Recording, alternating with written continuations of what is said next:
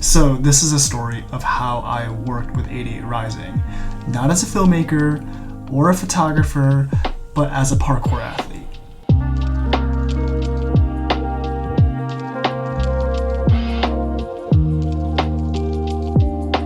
The shoot took place in Flushing, and for those that don't know, that is a big Chinese community that's located in Queens, which is a borough of New York City. I recorded a whole vlog about the backstory of how the shoot came together, which I feel like was honestly like a multi-year effort. And I recorded that after the first day, which was only location scouting. But rather than playing that right now, I'm gonna save it for the very end for those of you that are interested in maybe working in this industry and seeing how these things kind of come together. We met up in Flushing on a Monday afternoon, and I had my buddy Jake with me. Jacoby. He's from Buffalo, but he happened to be in town, and I brought him onto the shoot as an additional helping hand to film additional behind-the-scenes videos whenever I couldn't.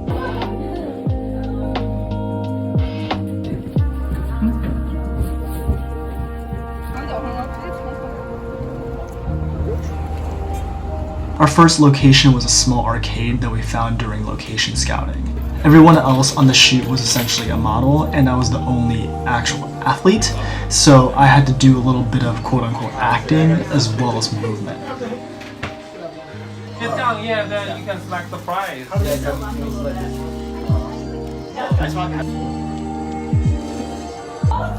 bad! It was so far away from me. For this shoot, I brought my trusty Nikon, oh, it's actually right here, trusty Nikon N75, and I had already loaded some Kodak Gold 200 that expired back in 2005.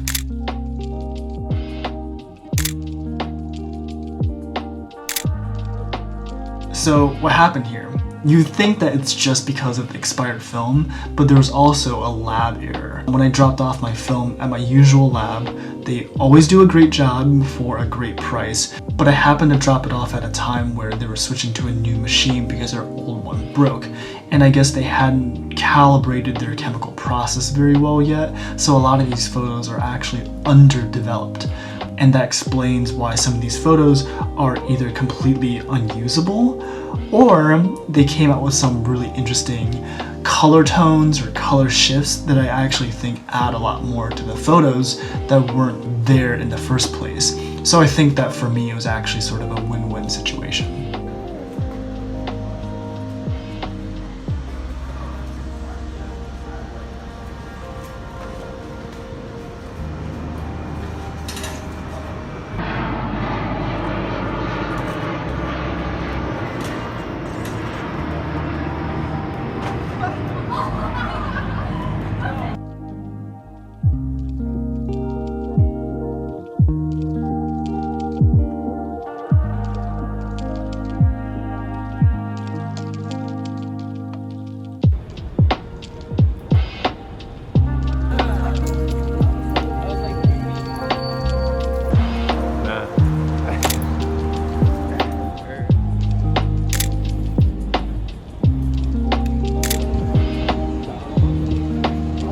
After our first scene, we ate dinner and waited for the sun to go down. I loaded up the Nikon N75 with Cinesto 800T, and I tried not to eat too much food to prepare my body for what I was about to do next. This is the section where I was a little bit nervous because I had planned to do something that was a little bit challenging. I had recorded this video earlier during the day that I feel like captured my feelings a little bit better, and I also go into what exactly is about to happen. I want to do something that's very for the culture, parkour-wise, for this video. I suggested doing a descent that's going to be like in the shopping area in the middle of Flushing. And it's not a baby descent by any means, but it's not hard. It's just really weird and has little tiny things about the line that is terrifying to do fast. After I finished location scouting yesterday, I went and I prepped the sequence once. I didn't want to do it more than once because it was a Sunday night at like 7 p.m. and there's a ton of people, and I like loitered around for like 30 minutes before I decided to give it a go at like the slowest pace I could, and it was chill.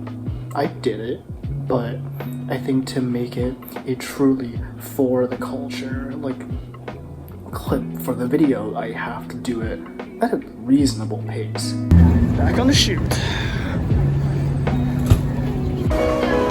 I thought we were gonna get here at 10 p.m. when there's like less people. It's not bad. It's still not 10 p.m.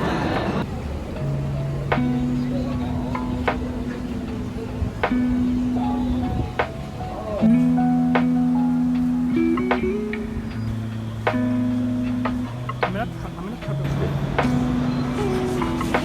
Like, look at that. That's crazy. Since yesterday.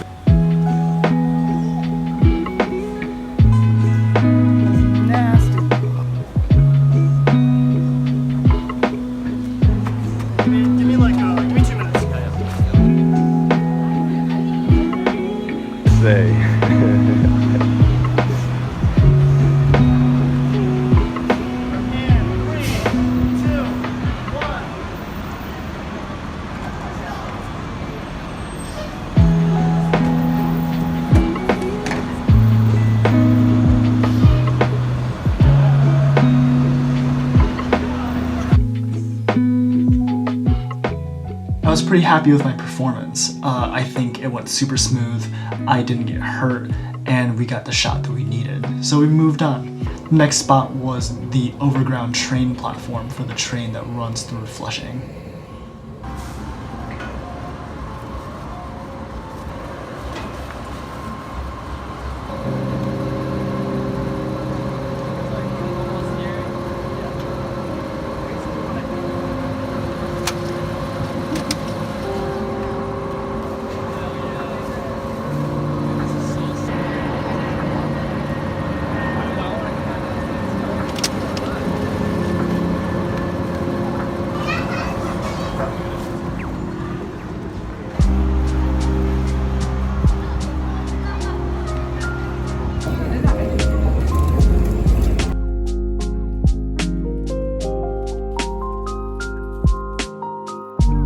At this point, I was done with all of my heavy-duty moment, and I could essentially just kick back, relax, and just take the shoot in by taking some more photos.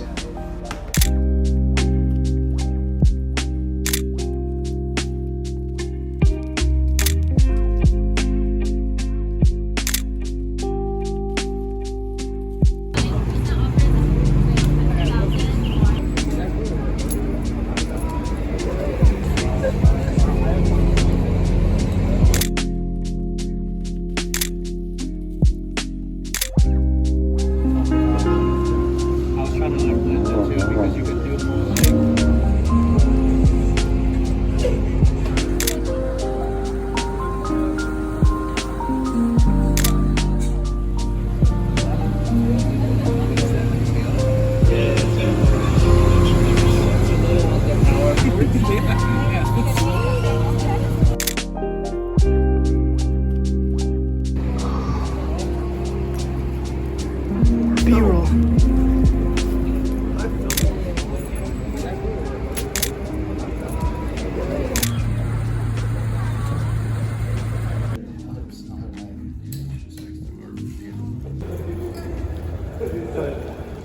We just wrapped the shoot. It was honestly everything I could have really hoped for out of the shoot. Everyone was amazing, super duper nice, and it was just a wonderful, wonderful experience. So that pretty much wraps up my experience of shooting for 88RISING. Like I said, I couldn't be happier with how it went. Everyone on set was super duper nice, and I did record that vlog after the first night for location scouting, so I'm gonna play that for you now. It'll cover the backstory of how this all came together, as well as just thoughts about the transition of being from somewhere that's not New York to working in the big city. That's it. Thank you so much for watching, and here's that little explanation. I've wanted to work with 88RISING for 6 years, ever since I was in college and the company first came out. I had a friend show me their kind of like launch video, and it was one of the most honestly interesting and like visually stimulating videos with, you know, Asian people in it that I had ever seen up until that point. I was like, wow, this is an organization with a mission that I can get behind, and I really wanted to work with them. I was in Columbus at the time. I was really young. I knew that it would be hard to work with them, but I started reaching out to people. So I would reach out to producers, I would reach out to staff, I would reach out to people in production, anybody I can find that was affiliated with 88RISING at all that could get me in the door. When I moved to New York, I got the attention of one of the producers, and she was really nice. She got on the phone with me, we chatted for a little bit, we stayed in touch, and I knew that like once you get in touch with a producer, it was just a matter of time before I got brought onto something. You know, I live in New York now, and I know shoots are happening all the time, and I figured that one day, you know, there's gonna be a shoot in town, and they're gonna need some extra hands, and I'm gonna be like a PA or something. That's usually how it goes. You be a PA for these shoots because you're the least experienced person on set, and you don't know anyone else. And these things, these productions and media stuff work as like pods of people, like crews moving together, because everyone knows how to work with one another. They're very comfortable, and usually new members don't really get added, you know, especially when it's something for a company like 88RISING. To kind of sum it up, I got called to be on a shoot, and to my surprise, not to PA. And actually, they wanted me to do parkour. They wanted me to essentially be the subject for a piece for their e-commerce merch platform. That's crazy. No, that doesn't happen. You know, so many things had to fall into place for me to be the person that they called to do a piece where they highlight parkour as a way to make their merch look cool. That never happens. I happen to be the right person in the right place at the right time. And it's still sinking in because I just got back from location scouting with the director in Flushing, because that's where we're going to be shooting tomorrow. I kind of gave them some pointers on like how to shoot parkour, what to look for, what I can do. We walked around a little bit, and tomorrow we're gonna shoot. It has yet to fully sink in how this dream of mine for the past 6 years has just snapped into place in a way that's way better than I could have ever hoped. Now I just have to make sure that I'm not even gonna say it. I'm not even gonna say it.